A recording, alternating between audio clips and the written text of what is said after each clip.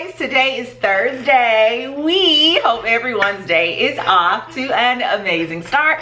Thanks so much for stopping in today, guys, and happy New Year. This is actually New Year's Eve as we are filming this, but we wanted to stop in and just really wish everyone a happy New Year. 2020, we're almost done. We got the New Year's shirt. It's on its way out. Yeah, we have a New Year's shirt. So Eric, what does your shirt say? Happy New Year. Shh, don't scare it. Look, 2020, it's been a doozy. And now the weight of the world, the literal weight of the world is on the shoulders of 2021. Here's the thing, guys. We got to have realistic expectations, okay? I think it's going to get better, but like you said, we can't put all our marbles in the 2021 basket. It's gonna be gradual. Yeah, so 2021 is like, look, don't y'all tip in here with all these expectations. I'm gonna try. Because I'm gonna tip out. And so my shirt says what? Can you see my shirt? Wishing you a happy New Year. Yeah, so they're different, but they're, you know, New Year's shirts. But I really like this one. This one is gonna be in the store for men and women. So obviously I'm rocking the men's tee. Yeah. But I really like this. Yeah, so you can pick that one up in the store. The store is back open. We have missed you guys. This one's not available, but if you like Eric's tee, you can absolutely pick that up. But anyway, what have you guys been up to over the break? As you guys saw, we didn't put up any videos. Yes, there were, of course, no pink package shout outs because so and this was the first, you know, we've been on break for a couple of weeks, and normally, you know, you guys know how the holidays is. You're going back and forth, you're visiting family, you're traveling. You know, we often go to Orlando. This was the first year, probably in 5 or 6. It's been a long time. Yeah. Because of the situation, we just really kind of chilled. I mean, we did some stuff, but we kind of chilled at home for the most part. Y'all, there's a sofa right over here to my left. Y'all's right.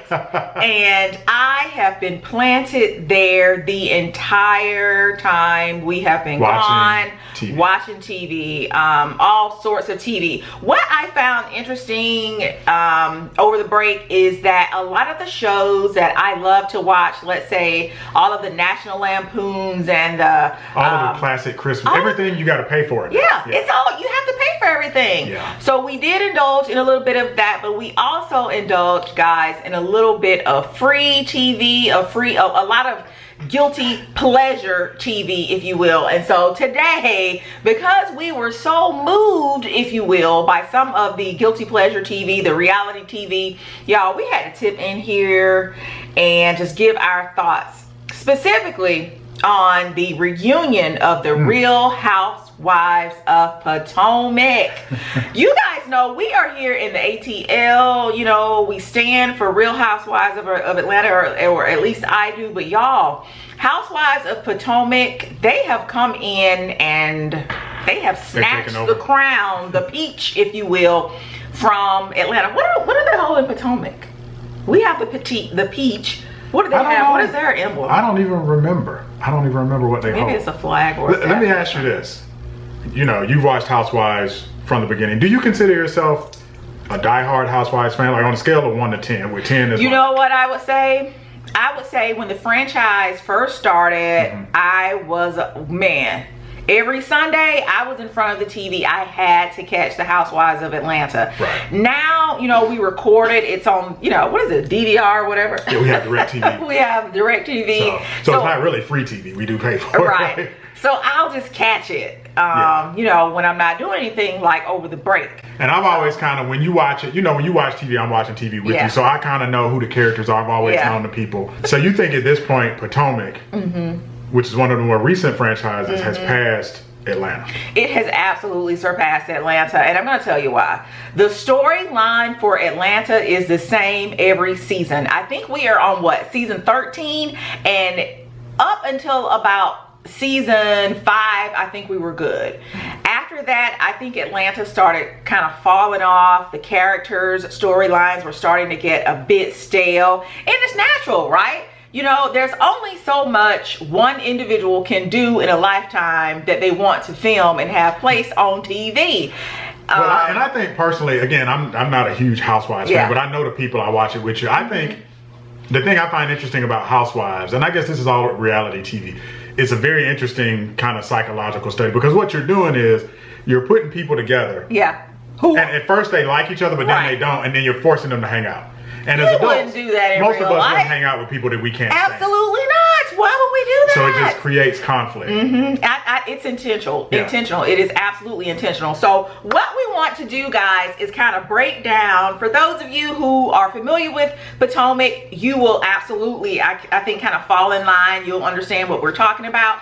But for those of you who this is your first time, you know, hearing about the Housewives of Potomac, we'll try to give you a little backstory and history on each, what I like to call character, because here again, this is reality TV. I just refuse to believe that these ladies act like this in their real life. First up, Giselle, all right, the green-eyed bandit. I think that's what she and one of the other ladies on the show call themselves, the green-eyed bandits. So Giselle, when she came onto the scene, when the Potomac Housewives opened up, her claim to fame was that she was married to the Jamal Bryant. Now, if you live here in the Atlanta area, or you have had your ears to the streets, you know that Jamal Bryant is that dude in the pulpit, okay? He loves the ladies. So Jamal Bryant is now the pastor of New Birth. And New Birth is a large mega church. It's funny though, I'm from Atlanta. I remember when New Birth was just a small regular church. Really? Around the corner from where I grew up. Oh yeah. Okay. Yeah, I remember it was just a regular church, and now it's a massive mega church. It was a lot bigger up until a few years ago when the lead pastor there passed away. But yeah, it's a pretty big church. So if you are here in the Atlanta area, you'll have to please drop down and let us know if you are actually a member of New Birth, if you have family members or friends who are members of New Birth. I have to say, I am not a really big fan of the mega churches, and I think Jamal Bryant is actually one of the reasons for that. You know, Jamal Bryant, for lack of a better word, he's a modern day gigolo.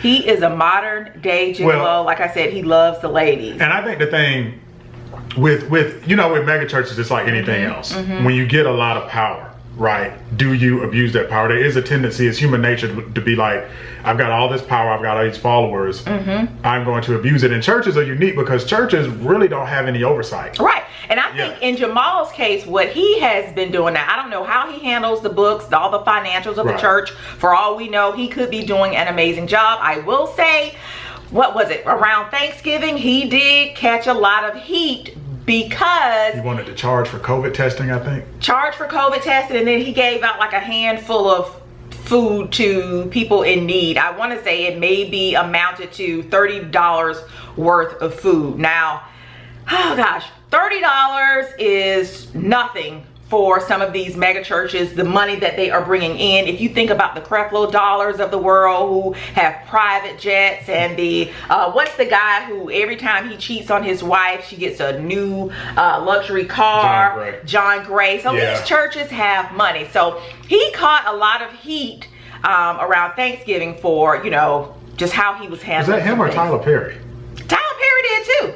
But yeah, Jamal Bryant, he was doing COVID tests and he's charging people. Yeah, I know about that, but the boxes, I thought it was Tyler Perry. He was giving people just, and correct me if I'm wrong, guys, but I want to say he was barely giving people. When there was that church, and just similarly, that church, Joel Osteen, you remember they had the hurricane? They had the hurricane, was that in Texas? Yeah, and he closed the doors on it. You know, I think mega churches mega churches in themselves aren't a bad thing. It is just the power that comes, and it's like anything else, the power that comes with it. And again, there's no oversight. You can be the head of a mega church and you have all these people looking up to you, and when you have people looking up to you, that can lead to abusing the members of the church, and then you start having relations with all entanglements with all these women. And so that brings up the point I want to make.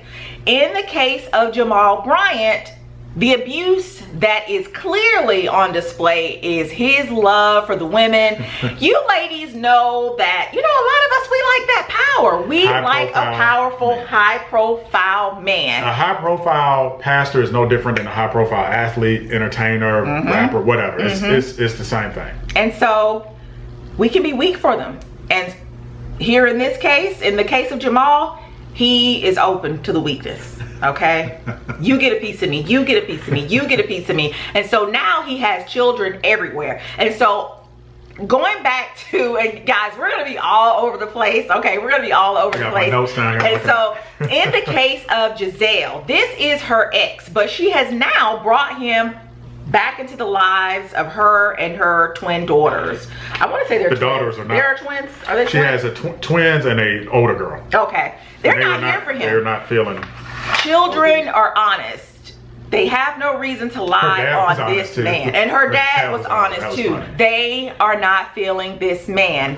And we will get more in depth here regarding the character Monique, but Monique let Giselle have it. Yeah, I've got my notes down here. She really had notes. She let Giselle have it, honey. She pulled out a whole scrapbook on Giselle and that man that she's supposed to be in a relationship with currently. My question to you guys is, if Giselle and Jamal are in a relationship, why come then is this man never in the same space with this woman? Oh, it was obviously and I think you made a good point too. It was obviously set up just so she would have a storyline, and I think you had told me, would she have brought him on the show if he was a teacher or a construction worker or somebody? She wouldn't have any dealings with this man if he was not the man he currently is. I think some of us ladies, and as we go into 2021, one thing that we absolutely need to leave behind in 2020 is just falling for the okie doke and just running up behind a dude that means us no good just for the sake of who he is. And that has been a problem since the dawn of time. Yeah. That's when you look at, and again, we're gonna be all over the place. When you look at situations like this, the philosophical argument we always have is it the man's fault or the women's fault? Is it the women's fault for throwing themselves at this man, or is it the man's fault for being weak? Right. Who's at fault? You guys will have to drop down in the comments. Let us know your thoughts on Giselle, her relationship with Jamal, Jamal's relationship with the church. Do you guys still frequent the mega churches if you ever did? Also, let us know how you are fellowshipping these days amid everything that has taken place in the 2020. And unfortunately, it will also follow us into 2021. How are you fellowshipping? We have not been back to church since everything started. We will take part in fellowship on TV, but I have to say I am not completely certain that we will actually go back to fellowshipping in big groups. But you guys, there have been so many news stories about, you see these churches, and again you had this conflict between religion and science where these churches are defiant and they have service without mass, and then everybody gets sick. And I will also say this too. Personally, we've always kind of favored the smaller churches. Yeah, I think our churches have always been real country. We've been invited to mega churches and we've gone, but we've always done I just like the connection with the small church. I think the pastors of the small churches are really here for the congregation or the sheep, if you will. I think these mega churches here, again, in the case of Jamal Bryant, I just think they're taking advantage. They are taking advantage of the sheep. I think they see themselves as, little celebrities, and they are taking advantage of it. And they can get away with so much because it's the church. The government doesn't intervene. You don't have oversight. You don't have, there's no harassment laws or anything. You just do what you want to do pretty much. So you guys will have to let us know what your thoughts are on the current state of the church, black churches specifically. All right. So who's up next, Eric? Well, you were talking about dysfunctional relationships. What are your feelings about Ashley and her husband, Michael, the Australian. Ashley and Michael. So when Ashley came onto the scene, that's the other character of Potomac. She was in a she's in a relationship, married to a much older man. I think they had like a bar or a restaurant or something like that. And I think he's in real estate too. I think he made his money in real estate. Oh, really? I think they opened a restaurant, which is now closed, as a side. Oh, okay. Yeah. Well, so Michael was married before and had, he has older children. And I didn't know that. Okay. I think, they're much older now. And so Ashley, being younger than him, much younger than him, of course, wanted a family. He didn't want it. She, every season, just was gnawing away at him. And so finally, not only does she have a child now, she's pregnant with the second child. No problems with that at all. My issue with Ashley is just the nature of the relationship that she and Michael have. They have a strange... It's a lot. I'm just going to go ahead and say this. Eric and I are of the opinion that Michael is absolutely bisexual. I don't have a problem with that at all. But you got to learn to keep your hands to yourself. It's the constant, and she denies it, and it's the constant. Here's the thing. In this era, I thought we were in the era of you can't touch anybody, as men or women. That's the thing. It has nothing to do with sexual orientation. It has nothing to do with if you're male or female. You're supposed to keep your hands off. And he, for several seasons, from what I've seen, has been really handsy. And these aren't even people he knows. These are just people that he casually kind of works with that are on the set. I'm like, that wouldn't work. How does he still have a job? How is he still on the show? The audacity, the damned audacity and privilege of it all. This man is just running around, squeezing, touching anybody and everyone that he comes in contact with that's not right. That he wants to. And so you guys will recall, if you are, fans of the franchise, back when Phaedra accused Candy of what she did, having inappropriate actions, they got rid of Phaedra. Phaedra was gone when they had the reunion. And that was just an accusation that she got. It was just an accusation. Right. This man, Michael, Ashley's husband, is literally on tape. You can see him touching people. And then it's not just randoms that he's touching. He is actually filling up one of the other housewives' husband. Juan? I don't think he's touched. He had touched Juan? I think he's got a crush. Oh, okay. And that is fairly clearly evident. Yeah. It is clearly evident. Okay. The other thing too, and he's bi, I think, like you said, he went to a hotel room with like women. So they're wild. And then she'll deny it. I saw one clip in the reunion. She denied it, and something really bad happened where he did something crazy, and she should have been mad at him, and like they went to the Bahamas the next day. And so she doesn't care. And so here again, it's the whole what we need to as women leave in 2020. The whole you just stand with the man because of the clout. We can't continue to be clout chasers as women. Ashley knows there is no way she would stay with his old wrinkled up behind, putting up with all of his shenanigans. And he's sick. And I'm gonna say this too.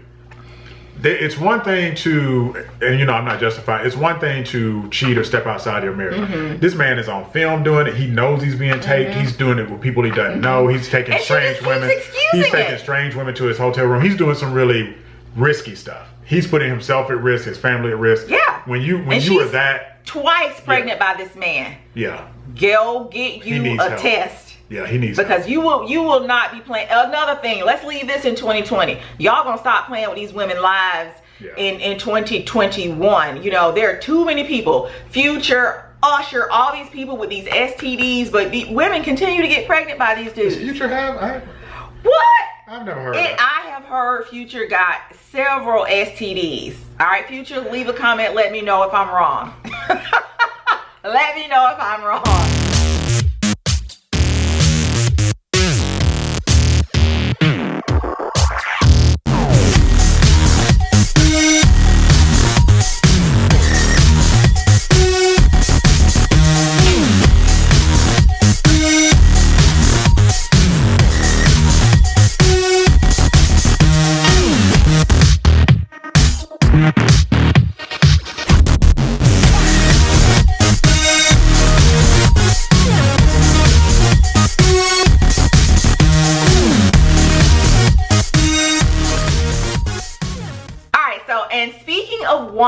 Juan, a little backstory here, is a former basketball player. He is married to Robin. You guys know Robin. We actually, Eric and I did a little segment on Fox Soul. Tammy Mack show. But yeah, I'm not a fan of Robin's relationship. See, we disagree here. We disagree, but I'm gonna let you have it. Babe, it is no secret that Juan mistreated that girl from day one, from conception of her coming on. He mistreated that girl.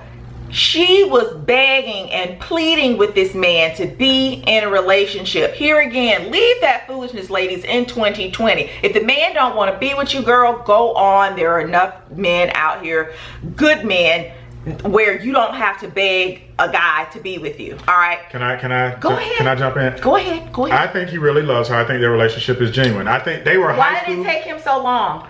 So it goes back to the high profile thing. I think they met young. He got drafted into the NBA. And so he became high profile. He got a lot of women throwing themselves at him. He probably made some mistakes and slipped up, but I think he's grown up and matured. Hey, you're not gonna grow up and mature on my clock, okay? You're not gonna do it on my clock. All right, he shouldn't have married the girl. If he still had growing up and sewing up the oats to do, but he shouldn't have gotten that girl pregnant. I'm not waiting around. I'm not waiting around. And that's what she did. That girl let this man live with her because he didn't have enough money to go out and get his own place after they got divorced. This man was living with her and still going out dating. Where are we doing that at? But that was, we do that in 2020. Do not bring that over into 2021. They were doing that for the good of the children. I agree with what you're saying, but then I kind of understand where the relationship is now. I think there's a secret, I think there's an unwritten contract that women have when y'all date high profile men, and we just got to keep it real, where y'all are willing to put up with a certain amount of infidelity, right, wrong, or indifferent. And that's athletes and I have to agree with you there. And I think now so what are we gonna do? Passed. What are we gonna do as women? We're gonna keep putting up with the treatment. But so here again, I think the only reason now that he kind of stayed in the scene is he was trying to see where these Potomac dollars was going to go. I think he loves her. I think if she was out here still having to, because they've had a lot of financial issues, if she was still out here having to kind of wade her way through the, how am I going to pay this bill, pay that bill, he would have been in the wind. But she got these Potomac dollars coming in. He's here for it. And look how many seasons. He has just asked her to remarry him. How many seasons is Potomac in?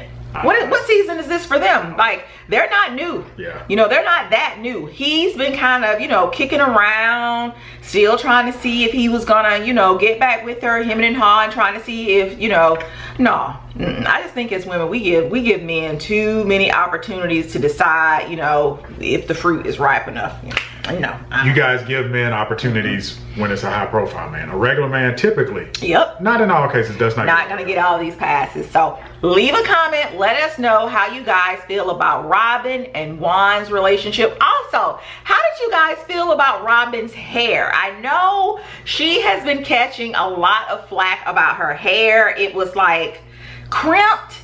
I'm pretty sure it was a wig or a weave, but it was like crimped, and then it had different colors. It looked like it may have been like splotchy. I don't know. What did y'all think about it? Was it on purpose? I don't know. Also, leave a comment, let us know who was the best dressed. Right now, I'm giving it to my girl Monique. She slayed. All right. What I'll say is this, and I talked about it again a few months ago. Candice and Monique got in a fight. I can understand why Candice is upset about the fight, but it does seem like in the reunion, it seems like she's milking it. First of all, if you come on a reality show, any reality show, unless it's House Hunters, there's probably going to be a fight. There's probably been some fights in House Hunters. I don't know. What is that house show where the husband and wife, they can't even be together anymore? They couldn't. Oh, Tariq and his wife. They had some issues too. So there you go. It's reality TV. It is the absolute nature of the beast. I think there have been altercations. Now, how physical they got varies, but just about every, I think, franchise has had some type of physical altercation. So to come on the show and not think that's going to happen. And the other thing too, when their fight broke out, they were about as far apart as we are. If you're in an argument with another adult or anybody and you guys are this far apart and fingers in people's faces. Of a certain hue. Now some hues can be right here. And you know, it's all good. We can, you know. You can't put fingers and stuff in people's You know what I'm saying? Yeah. Certain hues. So the best thing, and here's the thing. We can't be getting that close because I'm gonna count to 10 and, you know, do as many Hail Marys as I can. But I don't know. The other thing too, it wasn't even all that. Candice, like, girl, come on. We've seen worse fights in Walmart. We all have gone online. You're on Facebook or Instagram and you see somebody's captured like a fight in Walmart. I've seen some bad holiday fights. She is milking it. She does not like Monique. She wanted that girl off the show. And all she had to do was walk away. This is what I would suggest, right? We're all adults. I think when you're in high school and elementary school, let's face it, you know, you can't walk away because then you're looked at as weak. Right. When you're grown, I'm not going to sit and argue with you. I'm not going to be in your face. They were evil participants in that disagreement. I'm going to let you have it. I'm not going to get in your face because I'm vulnerable for you to hit me. I'm going to take some steps back and I'm going to turn and walk away. I'm not doing this with you. I have a job. I got a family. I'm not gonna take it there. She could have just walked away. She was equally going back and forth. Yeah, and what's sad is the two of them had a really seemingly good relationship when Candice came on board. Yeah. You know, Monique was, you know, one of the originals, I believe. She was one of the originals, and then Candice came in, and then the two of them being, you know, the younger characters on the show, they seemed to hit it off, but somehow something just went awry.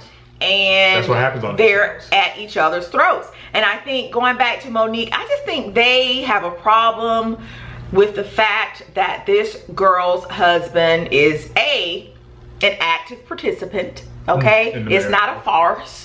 And that too, he is able to provide for her in a way that these other husbands on the show are not able to, with the exception of Ashley's husband. But of course, he has some issues. He has a serious, he can't keep his hands to himself issues. And speaking of Monique's husband, Chris, great football player back in the day. I like Chris, but I think he came on there trying to defend his wife. Do y'all like our solo cups? Yeah, we found that these are actually. I like these. Yeah, you can't. It's hard to find a black one. Yeah. He came on trying to defend his wife, which was admirable, and I think he made some videos. Yeah, and then also some stuff they taped. He was a little bit probably too aggressive. Yeah, he's a big dude. He was overly defensive of whether or not that was his son. Here's the thing: that's a ridiculous rumor. If that's your son, I'm not gonna say. Well, it's kind of like the give him a little backstory on that. So I think there was a rumor that Giselle had started that wasn't Chris's. So Monique has a son named Chase. Actually just delivered. Yeah, their son is named Chase. And I know, Chase. Yeah, his name is Chase, just like our son. And I think Giselle started a rumor that wasn't Chris's baby. I think Monique was with a trainer, and that was the trainer's baby. First of all, ridiculous rumor. Right. I don't believe that for a second. Right. And then Chris got all in an uproar. It was so ridiculous, and he was a little bit too defensive. All right. And so what I find, you know, when you have the housewives, you know, of course you're going to have the husbands. And so what I find just a bit problematic is that the men will, if you know, they kind of go hard for their wives, but you have to be careful there and tread, you know, I think kind you of can lightly. Defend yourself. Yeah, you can defend yourself, but you can't go so hard with the women, because then it just brings you out of character. And, you know, real briefly, going back to Jamal Bryant, you know, he came on to defend what Monique had said about him, and he supposedly has a girlfriend, but he and Giselle are supposedly in a relationship, so he's coming on to clear the air. Like, yeah. Another question I have for you guys: should a pastor of a church, especially one of these big mega churches, should he be clapping back over some reality like I just said, stuff? when do you walk away from a fight, even verbally? Yeah, I don't think Jamal actually said that Chris had CTE, which is that thing that football players get that like messes with their head. Yeah. It's kind of nasty. Jamal's being kind of messy. I think, you know, morally, we're supposed to hold the pastors, you know, a little bit higher level. And I also think the pillars of the community. I also think morally, Chris went a little bit too hard at the women. Yeah, I didn't like that. No, I think Giselle had a bodyguard to do. I think that was a little over the top. She's so extra. That was a little extra. She is so extra. Nobody trying to touch Giselle, okay? Also, how do you guys feel about Giselle's fashion, A, and 2, for her decorating style?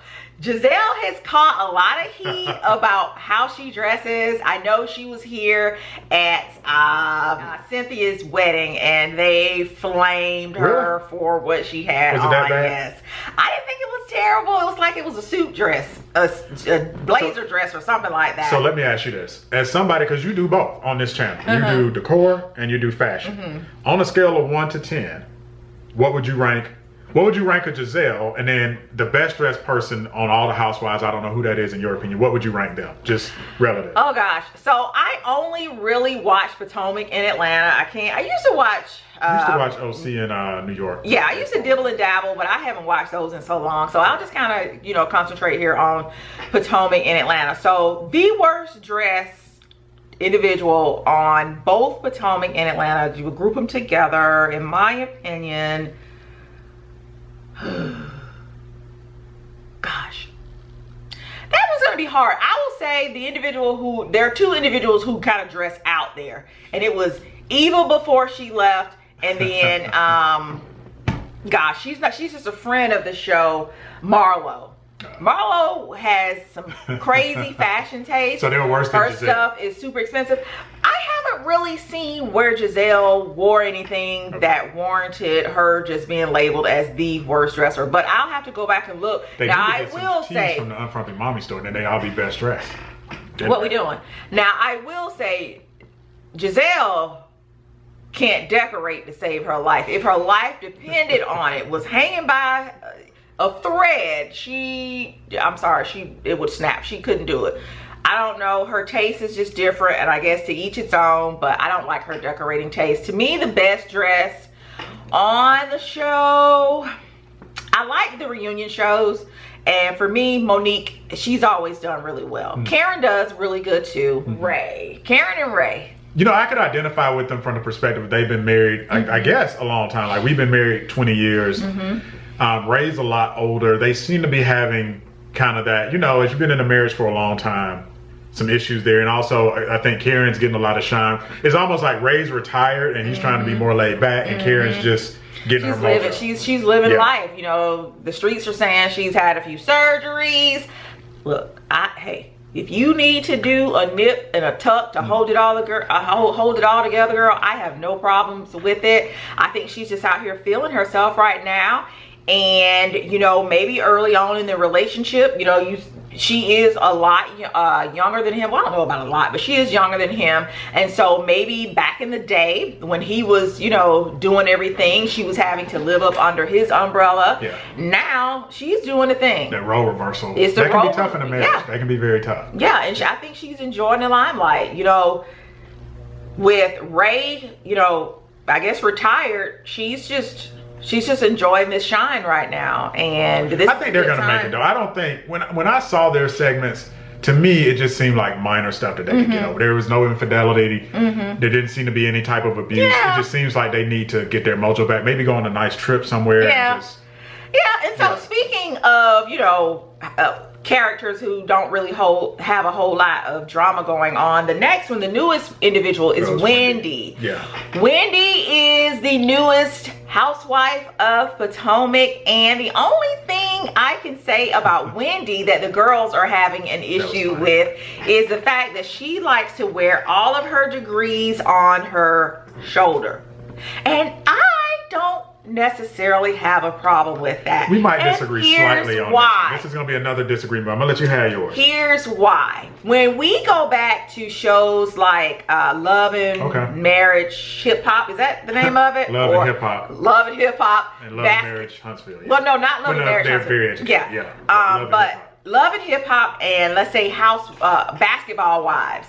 You know, those girls claim to fame.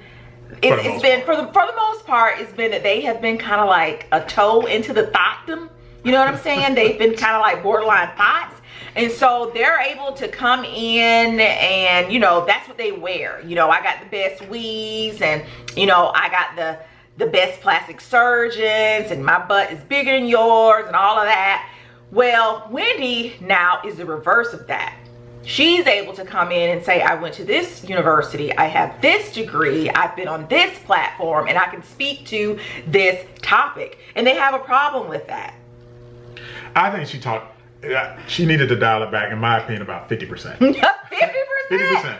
Oh my gosh. I'd have been cool with it. If she dialed back anything, I'd give her 2, because here again, I am just really sick and tired of the thoughts winning. They can come on and have a platform, and we are all supposed to be goo goo gaga because they are able to chisel off a waist and, you know, inject here and inject there, and that's everything that we're talking about. We're talking about all their plastic surgeries and how they were able, you know, to get this athlete or this man or whatever his, you know, job description is. Wendy is now able to say, I'm able to stand on my education. You know, I don't have, and she's a pretty girl. You know what I'm saying? She's showing, I guess, you know, maybe the younger women who are watching. She brought some much needed, I mean, and, you know, most of the women on, or a lot of the women on Housewives are educated and are not thoughts.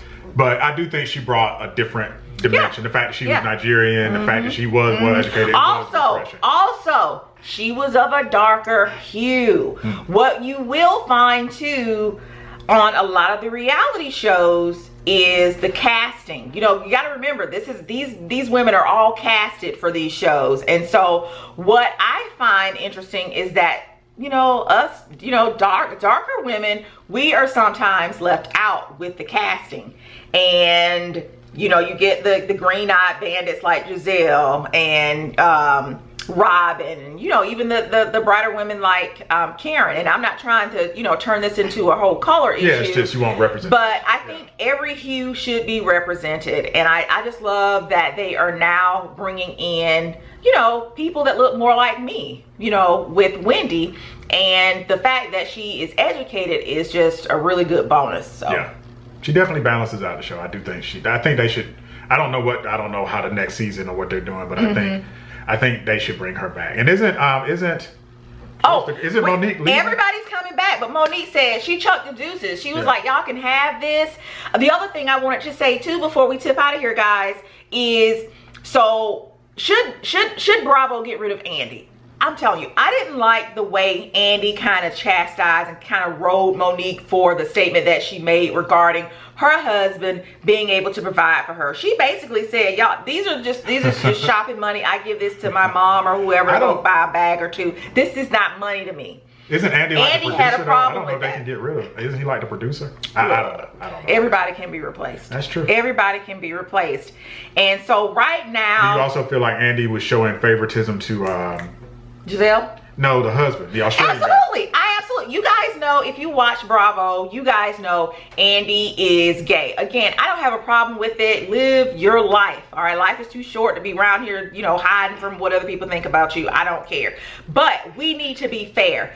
If Michael, I think, was a straight guy, Michael and Ashley would have been off that show. There is no way a straight guy could have been around here, you know, making advances at women and stay on the show. That is true. It is documented that Michael is touching. And can you imagine if, I'll say even a straight black guy, if a straight black guy patted a female producer on the butt on that gone, might get some charges. Y'all get y'all stuff and tip right on off the network. Yeah. Tip right on off the network. So that is our take on the Housewives of Potomac. That's in a nutshell what we have been doing over the break. We have really been into it. You know, and we've watched a bunch of other shows. I don't want y'all to think we only watch Potomac. No. This is one of, we've watched so many shows and series. We could do a whole list. Yeah, but it is so good for the, I can't believe I'm saying this, but guys, it's good for the mind to just kind of relax and watch TV that you don't really have to think about. Sometimes when you grind so hard, you just need entertainment that is fluff. Sometimes you just need fluff. Some La La Land. Yeah, just TV. Something to just, you don't even have to that think about is what I feel reality TV is. It is La La Land. And I know a lot of people don't like that, but I do, for us, and I just think, you know, if you're grown and it doesn't bother you. And I think it too depends on your line of work, babe. You be splitting atoms around here on your job. And so I think for you to come and sit with me sometimes and watch the shows that I watch, I think it's great. I think it's great for you. It's very relaxing. But anyway, guys, we have been here a minute talking to you guys about this. Please drop down, leave a comment. Let us know what you guys think about the things that we have shared with you today regarding the Housewives of Potomac. Really appreciate you guys' feedback. Please have an amazing 2021. Cannot thank you guys enough. Please remember, don't come into 2021 putting all that pressure on 2021 now. I know we all have had a hard 2020, but it's not 2021's fault, okay? Don't come in here with all your baggage. All right, don't come in here with the baggage, all right? Anyway, guys, thanks so much for watching. Really appreciate it, and we'll see you all in the next video. Bye, guys. Happy New Year. Bye.